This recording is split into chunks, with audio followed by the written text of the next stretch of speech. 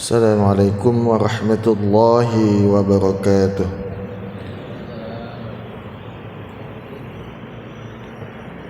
Alhamdulillah nahmaduhu wa nasta'inuhu wa nastaghfiruh wa na'udzu billahi min shururi anfusina wa sayyiati a'malina may yahdihillahu fala mudilla lahu wa may yudlilhu fala hadiyalah.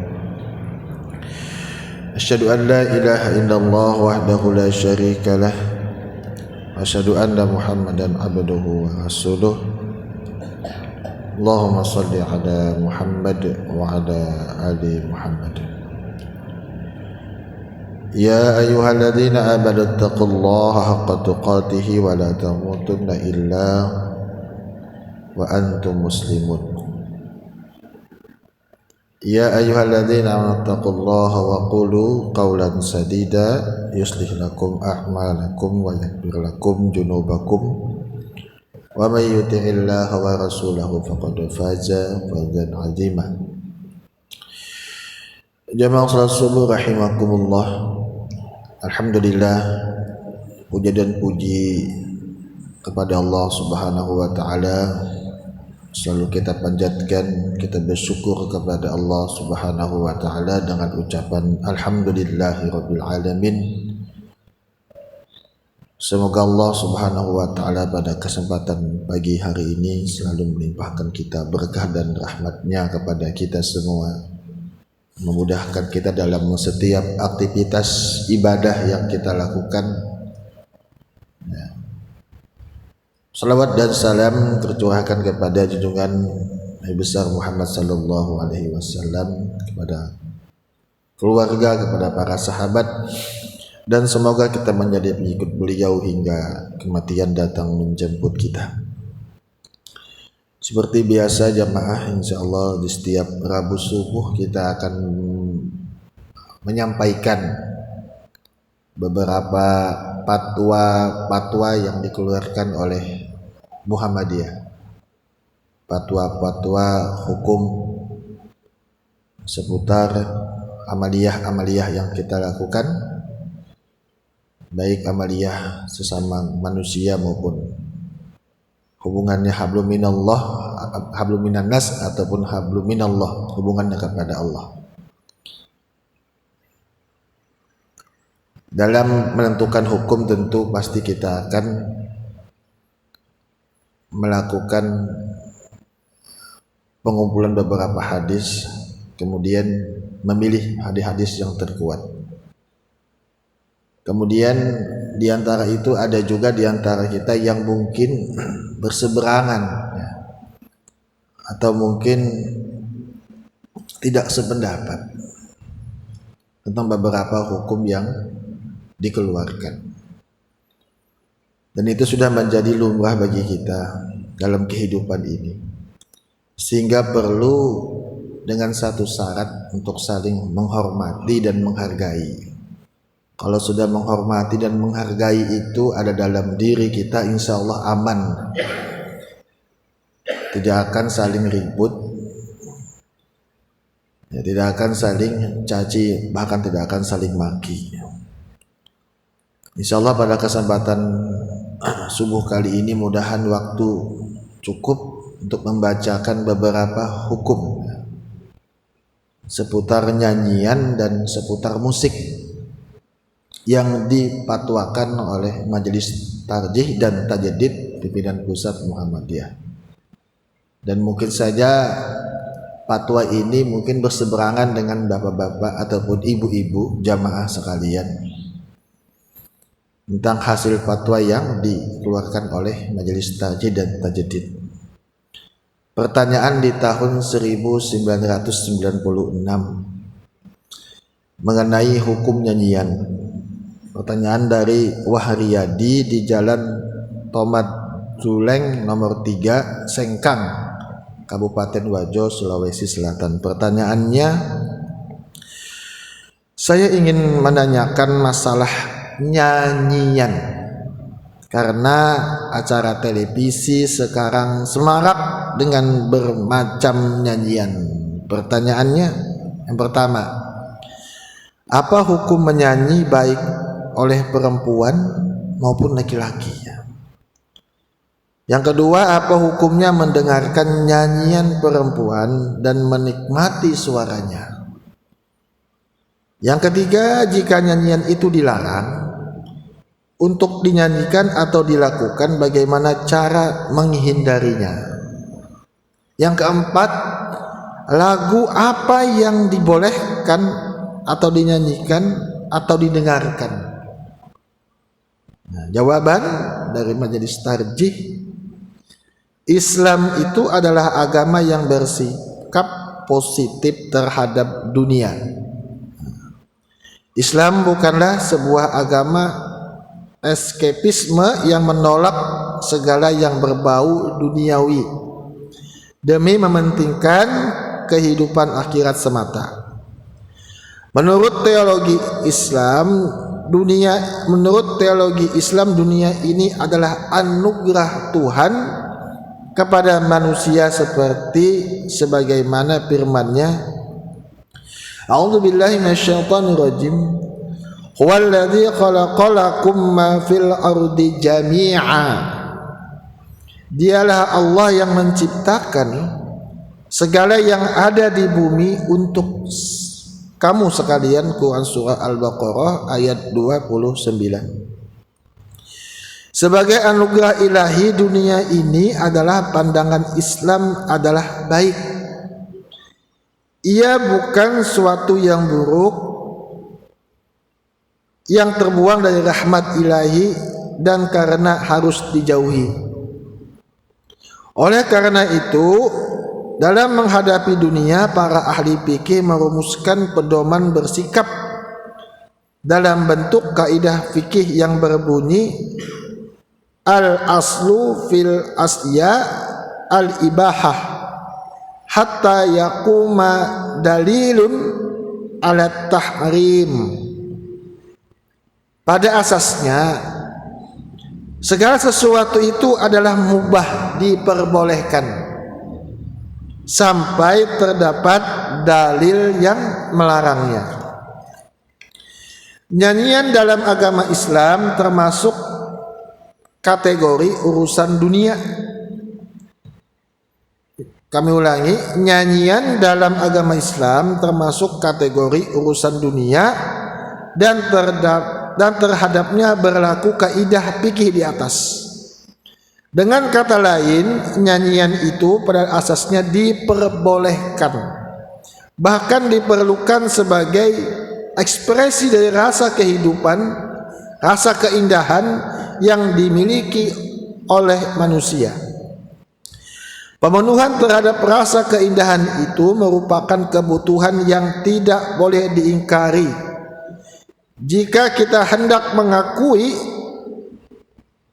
eksistensi manusia sebagai makhluk estetis, para filosof hukum Islam merumuskan 3 skala prioritas kebutuhan manusia menurut hukum Islam yang disebut maslahah, yaitu 1. Maslahah prioritas. Kebutuhan manusia menurut hukum Islam yang disebut maslahah daruriyah ialah kebutuhan yang harus dipenuhi, di mana jika tidak dipenuhi, kelangsungan hidup seseorang akan terancam atau menjadi tidak berarti apa-apa lagi. Yang kedua, maslahah hajiyah, yaitu kebutuhan yang juga harus dipenuhi, hanya saja apabila tidak dipenuhi, kelangsungan hidup seseorang tidak terancam, akan tetapi ia akan menjadi sengsara, mengalami kesulitan, dan hidupnya tidak wajar atau normal. Maslahah tahsiniyah ialah kebutuhan yang apabila tidak dipenuhi, tidak menyebabkan terancamnya hidup seseorang dan tidak membuatnya sengsara dan berada dalam kesulitan. Kebutuhan ini sifatnya komplementer, yang pemenuhannya membuat hidup manusia yang sudah normal menjadi lebih indah dan lebih luks. Kebutuhan terhadap seni secara umum dan lagu secara khusus dapat dikategorikan sebagai maslahah tahsiniyah. Penjelasan ini bukanlah sesuatu yang berlebihan. Di dalam hadis Nabi SAW dinyatakan, Innallaha jamilun yuhibbul jamal. Sesungguhnya Allah itu indah dan menyukai keindahan. Hadis riwayat Muslim, hadis nomor 147. Selain itu diriwayatkan pula bahwa Rasulullah SAW menghadiri pesta nikah Rubayyi bin Muawiz, di mana beberapa wanita membawakan nyanyian untuk mengenang keluarganya yang mati syahid dalam perang Badar. Salah seorang penyanyi tersebut minta upaya Rasulullah SAW meramal tentang kejadian besok. Rasulullah mengatakan, jauhi meramal dan teruslah bernyanyi. Sahih Bukhari dalam kitab An-Nikah. Seni suara nyanyian sebagai ekspresi rasa indah pada manusia, dengan demikian tidak dapat dikatakan bertentangan dengan agama. Namun demikian, memang perlu diperhatikan bagaimana suatu seni seperti nyanyian itu disajikan. Setiap karya seni memiliki tanda-tanda tekstual dan visual. Apabila teks isi nyanyian tersebut mengajak orang kepada jalan yang maksiat atau dibawakan oleh seseorang terutama wanita dengan pakaian yang bertentangan dengan ketentuan hukum Islam, maka hal seperti itu dilarang. Di sini yang dilakukan bukanlah menyanyi sebagai suatu ekspresi seni pada dirinya ansik, melainkan cara-cara penampilan dan isinya yang membawa kepada kemaksiatan yang dilarang. Di zaman lampau, para ulama khususnya ahli-ahli fikih memang sebagian besar mengharamkan nyanyian. Imam Syafi'i dikutip sebagai menyatakan bahwa nyanyian adalah permainan sia-sia lahum yang mirip kebatilan. Orang yang banyak mendengarkan menjadi orang tolol dan kesaksiannya di muka hakim tidak sah, karena ada hukum Islam syarat menjadi hakim itu adalah adil, dan orang yang suka mendengarkan nyanyian itu cacat keadilannya. Murid-murid Syafi'i mengharamkan mendengarkan wanita menyanyi. Imam Abu Hanifah menganggap nyanyian itu sebagai dosa. Ihya Ulumuddin. Sedangkan Ibnu Qudamah wafat tahun 620 dari mazhab Hambali menyatakan memainkan alat-alat musik seperti gambus, genderang, gitar, rebab, seruling dan lain-lain adalah haram, kecuali dub ya seperti tamborin, karena yang dub itu alat musik yang dipukul, tamborin, karena Nabi membolehkan dalam pesta pernikahan, tetapi di luar perkawinan makruh. Al-Mughni edisi 1994 jilid 3. Pandangan para ulama ini sesuai dengan situasi zaman mereka. Kami ulangi, menurut Majelis Tarjih, pandangan ulama ini, para ulama ini sesuai dengan situasi zaman mereka dan keadaan bagaimana nyanyian pada waktu itu disuguhkan. Keharaman nyanyian biasanya dihubungkan dengan ayat-ayat Al-Quran yang ditafsirkan terlalu sempit dan kepada hadis-hadis yang tidak sahih. Sebagai contoh yang dijadikan dalil untuk mengharamkan nyanyian dalam firman Allah Quran surah Luqman ayat ke-6, A'udzubillahi minasyaitonir rajim. Wa minan nasi may yashtari lahwal hadis liyudilla an sabilillahi bighairi ilmin wa yattakhidhaha huzwa ulaika lahum adzabum muhin. Dan di antara manusia ada orang yang memperjualbelikan perkataan yang tidak berguna, lahwal hadis, atau perkataan yang sia-sia, untuk menyesatkan manusia dari jalan Allah tanpa pengetahuan dan menjadikan jalan Allah itu diolok-olok.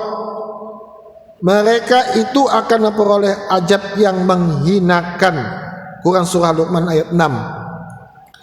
Kata-kata perkataan yang tidak berguna, lahwal hadis, dalam ayat ini ditafsirkan sebagai nyanyian.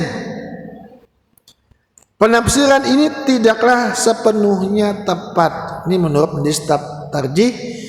Perkataan lahwal hadis, perkataan yang tidak berguna, penafsiran ini tidaklah sepenuhnya tepat, karena yang dimaksud dengan perkataan yang tidak berguna atau sia-sia itu sebenarnya adalah segala perkataan, ya, kami ulangi, segala perkataan yang mengajak orang kepada kesesatan dan kemaksiatan, baik terdapat dalam nyanyian maupun dalam wacana lainnya. Jadi kalau suatu teks nyanyian itu berisi perkataan yang baik dan tidak mengajak kepada kesesatan, maka tidak termasuk ke dalam larangan tersebut. Selain itu, para ulama mengemukakan pula beberapa hadis yang menyatakan haram nyanyian, antara lain hadis Ummah al-Bahili yang diriwayatkan oleh At-Tabari, wafat tahun 310 Hijriah, ketika menafsirkan ayat di atas dalam kitab Jami'ul Bayan, la yuhillu ta'limul mughanniyat wala bai'uhunna wala shira'uhunna wa samunuhunna haram. Tidak halal mengajari wanita menyanyi, menjual serta membelinya, dan harga mereka itu haram. Hadis ini sangat dhaif karena di dalam sanadnya terdapat serangkaian perawi, yaitu Abu Al-Mahlab dari Ubaidullah dari Ali ibnu Yazid, yang seluruhnya cacat dan bahkan mereka tertuduh dusta. Kesimpulannya, mendengarkan nyanyian yang baik meskipun dibawakan oleh seorang wanita tidaklah haram menurut hukum agama Islam. Nyanyian yang dilarang adalah yang ditampilkan secara bertentangan dengan agama, seperti oleh penyanyi dengan pakaian minim dan berisi kata-kata yang menyesatkan dan membawa kemaksiatan. Jamaah yang dirahmati Allah Subhanahu wa ta'ala, kemudian kami bacakan sedikit ringkasan bahwa selain itu jelaskan bahwa buku Tanya Jawab jilid 3 terbitan Suara Muhammadiyah bab masalah kesenian dan adat halaman 19 dijelaskan bahwa seni suara, khususnya alat-alat bunyian, hukumnya berkisar pada ilatnya, pada penyebabnya, dan hal itu ada 3 macam. Majelis tadi merumuskan, apabila musik menarik kepada keutamaan, maka hukumnya sunnah. Apabila musik hanya sekedar untuk main-main belaka, tidak mendatangkan apa-apa, maka hukumnya makruh. Akan tetapi apabila mengandung unsur negatif, ya misalkan ada kalimat, ya kita dengar cinta satu malam, misalkan mengajak kepada kemaksiatan, mengajak kepada perzinahan, ini kan ada unsur-unsur negatif, ya mengajak mungkin kepada perlawanan, kepada orang tua misalkan, kepada saudara kita, kata-kata hujatan, kata-kata kotor, maka ini diharamkan. Apabila musik itu menarik kepada kemaksiatan, ya, juga hukumnya diharamkan.